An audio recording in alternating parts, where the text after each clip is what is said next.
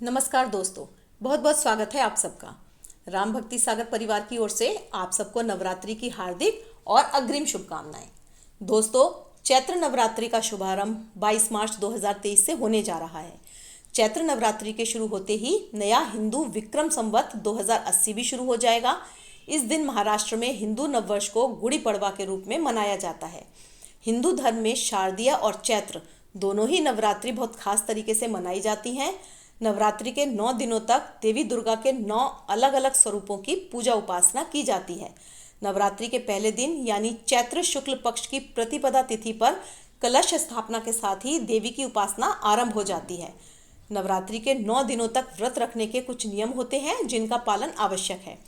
नवरात्रि के 9 दिनों में देवी के कौन कौन से 9 स्वरूप हैं और उनका प्रिय भोग क्या है, सब हम आपको बताएंगे इस वीडियो में। लेकिन इससे पहले आपसे रिक्वेस्ट है कि यदि आपने अब तक हमारे चैनल को सब्सक्राइब नहीं किया है तो प्लीज़ इसे सब्सक्राइब कर लें और साथ ही बेल आइकन भी प्रेस कर दें ताकि आगे आने वाली वीडियोस के नोटिफिकेशन आपको सबसे पहले मिल जाए। तो दोस्तों, कलश स्थापना के साथ ही पहले दिन में माँ शैलपुत्री की पूजा अर्चना की जाती है। ऐसा माना जाता है कि माँ शैलपुत्री हिमालय की पुत्री हैं, इसलिए इनको सफ़ेद रंग बेहद प्रिय है। इस दिन माँ को गाय के घी का भोग लगाना चाहिए। ऐसा करने से आरोग्य की प्राप्ति होती है और माँ अपने भक्तों को हर कष्ट हर संकट से मुक्ति दिलाती हैं। दूसरा दिन माँ ब्रह्मचारिणी का होता है और माँ ब्रह्मचारिणी के पूजन अर्चन से आपके व्यक्तित्व में वैराग्य, सदाचार और संयम बढ़ता है। इस दिन माँ को शक्कर और पंचामृत का भोग लगाना चाहिए। इससे माँ दीर्घायु होने का वरदान देती हैं।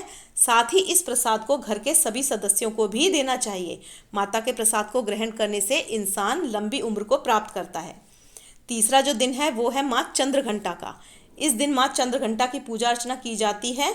इससे मानव सांसारिक कष्टों से मुक्ति पाते हैं। इस दिन माता को दूध से बनी मिठाइयाँ, खीर आदि का भोग लगाना चाहिए। इससे माँ अति प्रसन्न होती हैं। मान्यता है ऐसा करने से धन, वैभव और ऐश्वर्य की प्राप्ति होती है। माता का चौथा स्वरूप माँ कुष्मांडा का है। इस दिन माँ को मालपुए का भोग लगाया जाता है। यदि आप माता को लगाए भोग को ब्राह्मणों को दान करते हैं तो आपको अधिक फल की प्राप्ति होती है। साथ ही इस भोग को घर के सभी सदस्यों को भी ग्रहण करना चाहिए।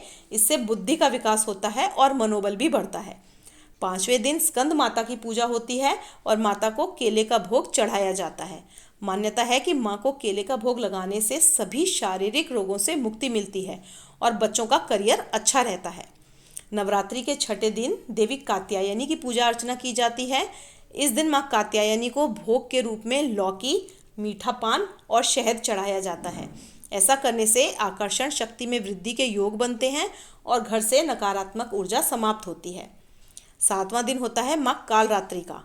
इस दिन माता कालरात्रि की पूजा अर्चना की जाती है। माता कालरात्रि शत्रुओं का नाश करने वाली देवी हैं। इस दिन माँ कालरात्रि को गुड़ से बनी चीज़ों का भोग लगाना चाहिए। मान्यता है कि इस दिन यह भोग लगाने से माँ रोग और शोक से मुक्ति देती हैं और घर में सकारात्मक ऊर्जा का वास होता है। नवरात्रि के 8वें दिन माँ महागौरी की पूजा अर्चना का विधान है। महागौरी की पूजा करने से मनुष्य के सभी कष्ट दूर हो जाते हैं। घर में सुख समृद्धि आने लगती है। माता गौरी को नारियल का भोग बेहद प्रिय है, इसलिए नवरात्रि के 8वें दिन यदि आप भोग के रूप में नारियल चढ़ाएंगे तो आपको मनवांछित फल की प्राप्ति होगी और घर में कभी भी धन धान्य की कमी नहीं होगी। नवरात्रि के 9वें दिन माँ सिद्धिदात्री की पूजा अर्चना की जाती है। इस दिन माँ को घर में बने हलवा, पूड़ी, चने और खीर का भोग लगाकर कन्या पूजन करना चाहिए। ऐसा करने से भक्तों की सभी मनोकामनाएं पूर्ण होती हैं। तो ये थी कुछ जानकारी माता रानी के 9 स्वरूप और उनके पूजन भोग के बारे में।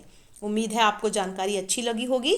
यदि वीडियो पसंद आए तो प्लीज़ लाइक अवश्य करें, अपने फ्रेंड्स और रिलेटिव्स को भी शेयर कर दें। अपने विचार हमें कमेंट में अवश्य बताएं। मिलते हैं अगले वीडियो में, तब तक के लिए नमस्कार।